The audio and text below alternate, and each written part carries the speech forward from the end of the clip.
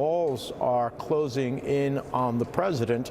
I think the Justice Department needs to re-examine that OLC opinion, Office of Legal Counsel opinion, that you cannot indict a sitting president. We have learned that there is now evidence that the President of the United States engaged in a felony to obtain the office of president. The Constitution could not be any clearer. Impeachment is the appropriate remedy for bribery, for treason, for high crimes and misdemeanors. It speaks for itself. Joining us now for reaction, Trump 2020 Advisory Board member Jeff Balaban and Republican strategist Noelle Nikpour. Thank you both for being here. Noelle, I want to start with you. Democrats, they have this insatiable desire to impeach Donald Trump. It started on election night. They've wanted impeachment. They've been out there searching for a crime somehow, somewhere. Are they going to be able to resist themselves, or is this just too tempting for them? They've got to do it.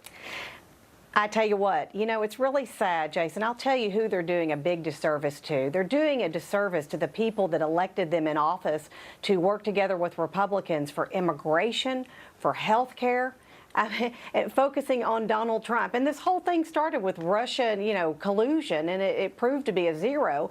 But they're not going to stop. I mean, they feel like right now it's showtime for them. And Jason, I feel like that they're going to drive it home. And you know what's going to happen? I think in another year or two, we're going to end up flipping the House back to Republicans, because if that's all they're going to focus on, then we want people in office that are going to actually do something with the issues that we have at hand. Yeah. Now, Jeff joins me here in studio in New York. Jeff, the Democrats, they've been talking. I've heard the word impeachment since before Donald Trump was even sworn in. Are they going to be able to resist themselves once they actually have that gavel? Until this election, they had, let's say, the corrupt coalition, that all they wanted to do, corrupt caucus, all they wanted to do was beat up on the president. And the more he did for this country, the better he did for their constituents, the more they turned against him and tried to just distract everyone. Now, after this election, add to that the clueless coalition, or the clueless caucus, and the crazy caucus. So between the crazy, the clueless, and the corrupt, I think they're going to try and go for it. In the meantime, they got nothing. I mean, absolutely nothing. If there were anything, obviously we would have heard it before the last election in November. There's nothing there. Now, Noelle, they've already pre-announced, the Democrats have already said there's some like 80-plus investigations that they're going to dive themselves into. I loved your visual reaction there. It's already exhausting, and it hasn't even started yet. So how do you see this playing out? Well, I mean, everyone I feel like has got Mueller fatigue.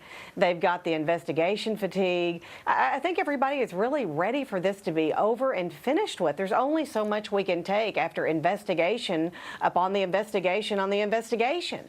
And I really do. A long time ago, when President Trump started the hashtag witch hunt, it really, people were laughing, but it really is true.